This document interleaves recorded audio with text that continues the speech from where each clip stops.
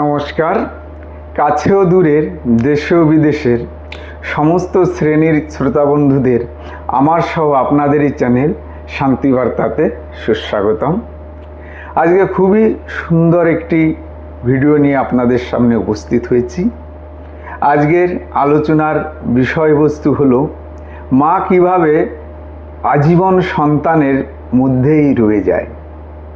আমাদের জন্মধাত্রী মা, যিনি আমাদের এই পৃথিবীর বিশ্ব ব্রহ্মাণ্ডের মুখ দেখিয়েছেন, কিন্তু তিনি কিভাবে সদা সর্বদা আমার আমৃত্যুকাল পর্যন্ত কিভাবে আমার ভেতরেই সে প্রতিষ্ঠিত হয়ে আছে সে বিষয়ে আলোকপাত করার চেষ্টা করব। সবাইকে ভিডিওর শেষ পর্যন্ত থাকবার জন্য অনুরোধ রাখছি। তাহলে শুরু করছি।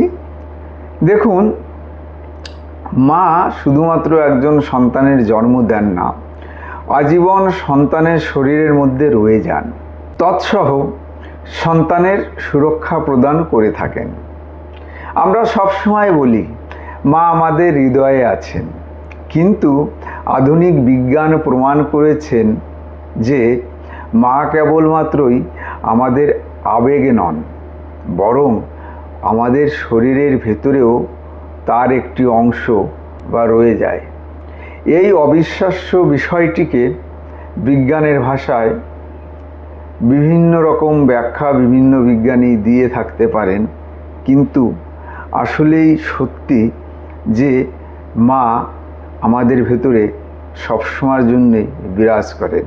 তার কিছু আলোচনা তুলে ধরব। প্রথমত দেখুন, মার সন্তানের সেই এক অদৃশ্য সংযোগ, যেটা সন্তানের আমৃত্যু পর্যন্ত পরিলক্ষিত হয়। যখন একজন শিশু মায়ের গর্ভে থাকে, তখন কেবল মা শিশুকে খাবার বা অক্সিজেন দেন না, মা এবং সন্তানের মধ্যে জীবন্ত কোষের আদান প্রদান ঘটে। মায়ের কিছু কোষ সন্তানের শরীরে প্রবেশ করে এবং জন্মের পরও দীর্ঘদিন সেখানে থেকে যেতে পারেন। গবেষণায় এই কোষগুলো রক্ত, লিভার, এমনকি মস্তিষ্কেও শনাক্ত করা যেতে পারে।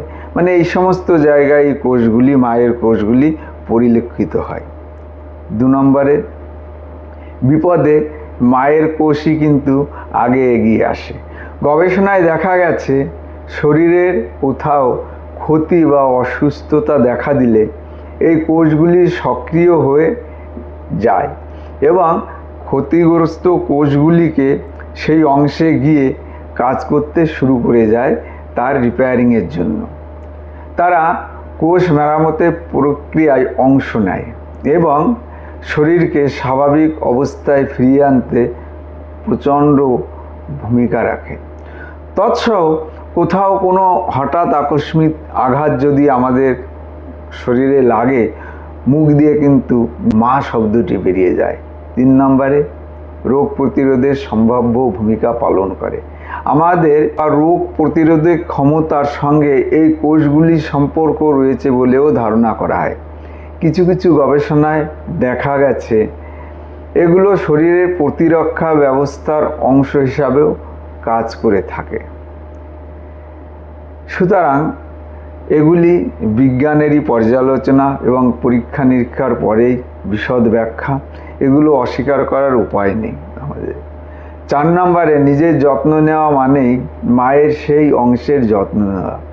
এই সত্যটি আমাদের নতুনভাবে ভাবতে শেখায়।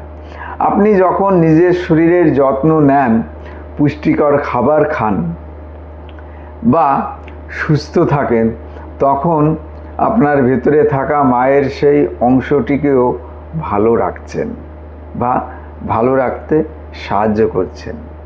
মায়ের ভালোবাসা কেবল অনুভূতির মধ্যেই কিন্তু সীমাবদ্ধ নয়, এটি আমাদের অস্তিত্বের গভীরেও কিন্তু জড়িয়ে আছে। সুতরাং আমরা আলোচনার মাধ্যমে বুঝতে পারলাম যে মা শুধুমাত্রই আমাদের জন্মধাত্রী নয়, তিনি শারীরিকভাবেও আমার শরীরে উপস্থিত আছেন এবং আমার আমৃত্যু থাকবেন। ভিডিওটি যদি ভালো লেগে থাকে এবং আপনারা যদি আপনাদের মায়েদের ভালোবেসে থাকেন, তাহলে অতি অবশ্যই প্রিয়জন ও বন্ধুবান্ধবের কাছে ভিডিওটি শেয়ার করবেন। শান্তিবার্তা চ্যানেলের একটাই উদ্দেশ্য, বিভিন্ন রকম মনস্তাত্ত্বিক ভিডিও আপনাদের সামনে উপস্থাপন করার প্রচেষ্টা রাখি। তৎসহ সেই ভিডিওর মাধ্যমে যদি কারো ব্যক্তির কিঞ্চিত মাত্র উপকারে আসে, তাহলেই ভিডিওর সার্থকতা। আপনারা আপনাদের মূল্যবান বক্তব্য কমেন্টের মাধ্যমে পাঠিয়ে শান্তিবার্তার সঙ্গে থাকবেন। পরিশেষে সবাই অনেক ভালো থাকবেন, সুস্থ থাকবেন, হাসি আনন্দে ভরে উঠুক আপনাদের সবার হৃদয়, এই প্রার্থনা করে এখানেই শেষ করছি। নমস্কার।